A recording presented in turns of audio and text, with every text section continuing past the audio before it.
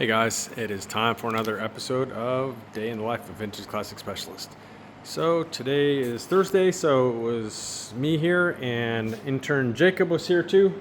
We made some good progress today. I'll talk about that at the end, but for now, let's talk about kicking this bad boy off here. So this is a 6421 window bus that those of you that follow the channel know we've been waiting way too long to get this thing back from paint. Got it back from paint, and then we actually had to do some painting underneath the bus because the paint shop that we had it painted at wasn't able to elevate the bus in any way other than pretty much sitting on its casters, which are a little bit on the low side, so they weren't able to like really get all up underneath, you know, the front and the belly pan and stuff. So we went ahead and had our guy here that we use do that, and he finished that up yesterday actually. So let the paint harden for another day. So today went ahead and started in on this bad boy. So first thing that I do is, those of you that follow the channel probably know, is we like to pretty early in the process, of course, wire it. I'll come back to that. And then go ahead and install the pedal assemblies, you know, all the cables and stuff like that. Kind of take care of a lot of the stuff underneath the bus. And so the owner of this bus, he isn't sure where some of those parts are. He said a lot of the parts for this bus were pretty crappy. So, you know, he said, you know, if you can, just go ahead and supply that stuff. So I was able to source the levers for the clutch and brake pedals, and then the brake and clutch pedals themselves. And then the rest of the stuff is pretty much available from Wolfsburg. So I placed an order for that stuff today, including the complete throttle pedal assembly and all of its linkage and the cable. I ordered the e-brake cables. I ordered the little control unit and the cables for the heater, even though, now that I think about it, that was probably dumb because this bus isn't going to have a heater in it. Anyway, we definitely want to put the control on there to block that off. But yeah, I may actually send the cables back now that I think about it. We'll just put the control on there, so cosmetically it's, you know, filling the hole and looks cool with its little knob. Just occurred to me. Anyway, so yeah, I kind of started hunting down that kind of stuff, placed an order, and then I went ahead and started on the wiring. So first thing to do is, of course, to pull the main harness. So on these, pull it from back to front, and these buses, pretty much the whole bottom of these buses is covered in sheet metal. It's called belly pans on the sunroof buses to kind of stiffen up the chassis and make up for the fact that there's a giant hole in the roof. The whole underside of these things is pretty much covered in sheet metal. So unlike a bus that doesn't have that, or for example this bay window here, on these the wiring harness, the main harness, is exposed from about there to about here underneath the bus. It runs along a frame rail, and then it goes inside the frame for a short section here and a short section here. So it's actually much easier to run one of those on one of these in some sense. On these, you have to have a drag line that goes from the back of the bus all the way up to the front, and then of course you tape the wiring harness to that and you pull it through.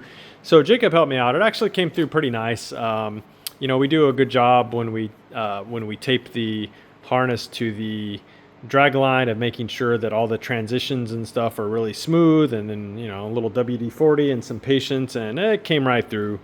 So then of course ran it up into the driver compartment here, and as you can see, started routing the wires from the main harness, which are the ones you see primarily on the right, so the big black and red ones and the gray ones there. And then also went ahead and started wiring in the headlight harness, which is primarily the yellow and white ones that you see there kind of on the left side of the fuse box.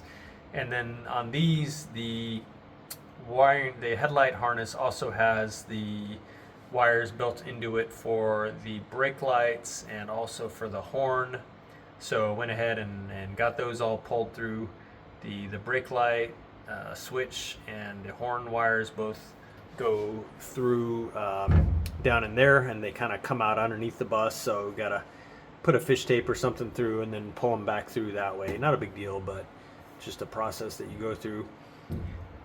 So yeah, I made some headway on the wiring here. You can see the wires hanging out right there. Those are for the floor mounted high beam switch, which I still need to order. And let's see here. Let's grab my light. There's not a lot to see around the back, but we'll go ahead and walk back here anyway, wiring wise. So yeah, in the back, pretty much the harness comes out right here. You can see it coming out of the frame, and then from there it splits off, and there's this wire, these wires here, which go to the starter, as you can guess, and then pretty much everything else comes through a grommet right here, and that's how it enters the engine compartment. And so those are the various wires for the engine and the rear turn indicators and so on. So yeah, those are all there. So I'm probably going to go ahead and order the rear turn indicators for this bus and start wiring this thing up. The owner of the bus was by a little while ago, and he reminded me he has a really bitchin' set of European headlights for this bus that he's going to bring by hopefully tomorrow. And so go ahead and probably install those and wire them up. These lights are on order, so yeah, this thing's actually going to start coming along pretty quick here now that the painting's all done and we can work on it. Those of you that have been following the channel for a while may remember that I built this pretty much complete front suspension and brakes that you can see here. That is for this bus. So that as a unit is pretty much ready to go on. So after I finish monkeying around there underneath there with the pedals and stuff like that, then we'll probably go ahead and slap that front end on there. Transmission is built for this bus already. Motor has been built, completed, and dyno tested. The motor was built by Brian Roth. Transmission is built. So yeah, a lot of the kind of big sub-assemblies for this bus are pretty much ready to go. So again, this thing's gonna move along pretty fast. So that's it for this guy for today. Probably continue working on it tomorrow. So let's talk about intern Jacob. So he did a fantastic job as usual. This short block here is ready to go together. Basically everything that goes in it is in it, including the distributor drive. Those can be a little finicky, so usually what we do is we go ahead and install that distributor drive before putting the case halves together, and then we kind of lock it in place with just any distributor will do, and it's clamp, because those things, when you're turning the motor say upside down, that stupid drive can actually kind of fall out potentially, and then it's a complete pain in the ass.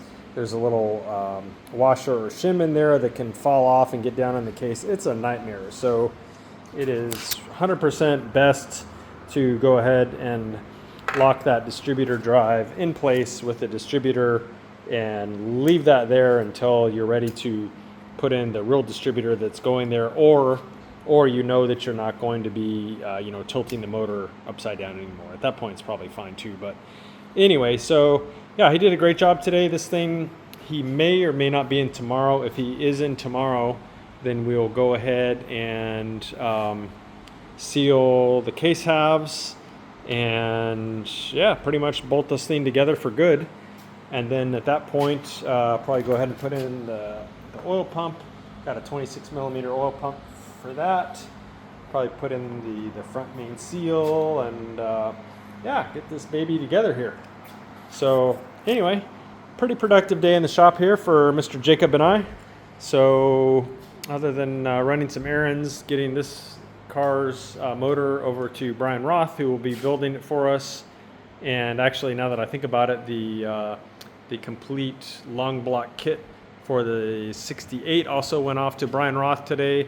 So he's going to start in on those. So yeah, lots of balls in the air right now as far as all these projects going, trying to keep things moving. I don't know if I mentioned the transmission for this thing actually went off to our transmission builder already. So yeah, lots of stuff going on behind the scenes that you don't necessarily see in the shop here. But again, we do have other shops help us out with things like transmissions and motors sometimes and so on. So yeah, keep these things moving. Anyway, that's it for today, guys. Thanks for watching. See you soon. Bye.